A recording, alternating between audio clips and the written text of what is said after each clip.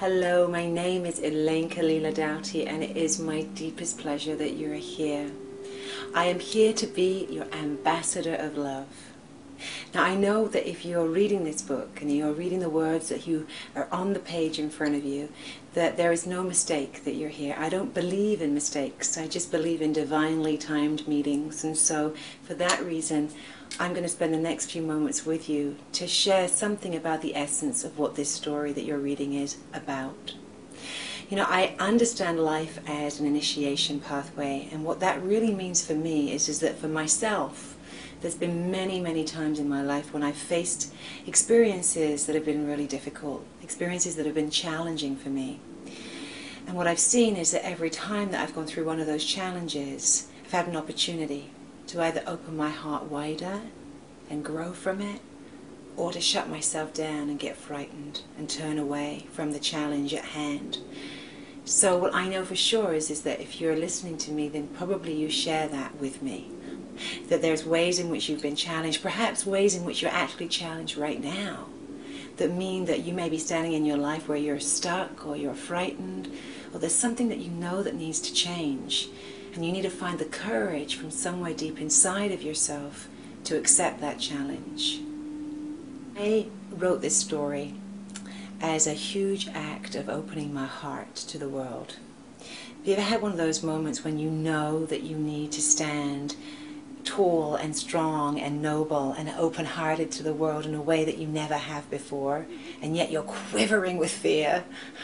Well, this story is one of those experiences for me. It's been a massive initiation pathway, a gateway beyond which, when I stepped over it, everything changed. I know you know what I'm talking about, because we've all had those gateways in our lives, and usually they come at a point when we need to make a big difference in our own lives, to be more of service to the world, and that was true for me. So I'm going to ask you a question. What in your life would make you move a mountain? What in your life would make you take that step towards something that you're so quivering and kind of frightened of, that you would be willing to just have the courage to do something extraordinary? I'm asking you that question because I believe that every single one of us has within us some pearl to offer the world, some aspect of our being that we've not really lived into yet, and that would require us to take quite an extraordinary step to embrace. I know for myself that writing this story and living this story that you're reading has been one of those steps. So I'm going to ask you for one moment with me to take a breath and just ask yourself the question,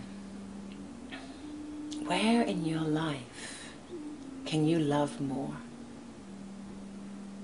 Where in your life have you shut down your heart? Have you refused to feel the pain or suffering of another being? And maybe it's something that you've turned yourself away from, or maybe it's something that you've shut yourself down from, or where have you maybe not forgiven somebody, or held a grudge, or where do you have junk in your trunk? You know, where, you know those places. We all hide away from them and try to pretend like they don't exist, like we're all buttoned up and everything's all good. But I know that if you're reading this book and if you're drawn to this material that's here, that's because you're seeking, just like me.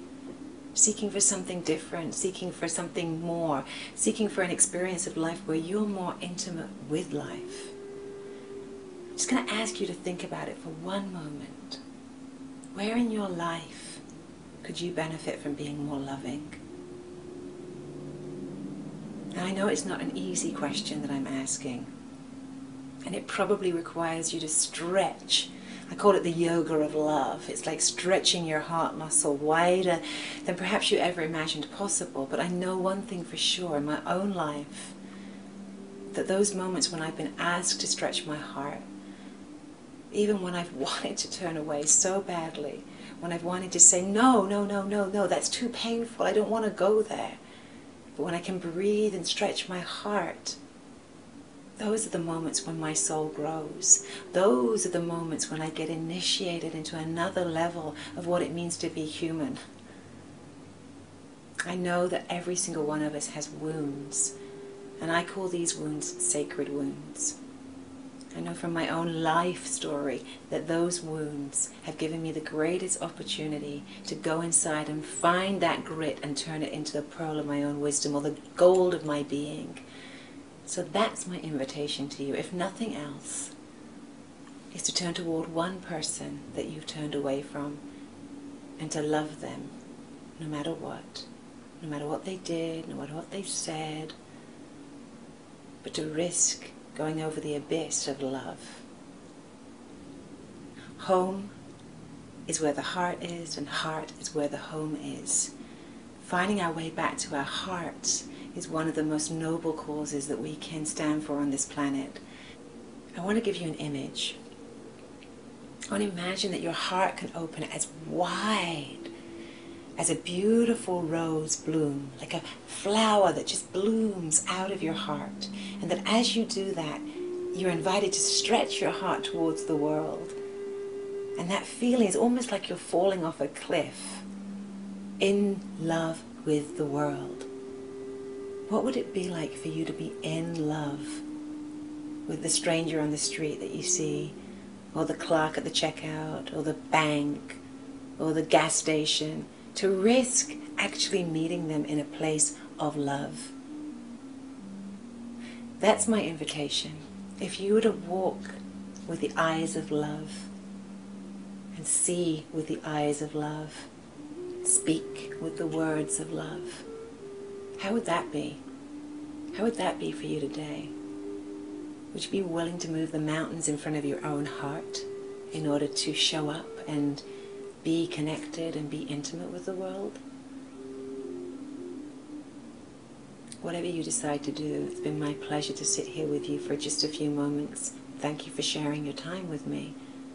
Many, many blessings.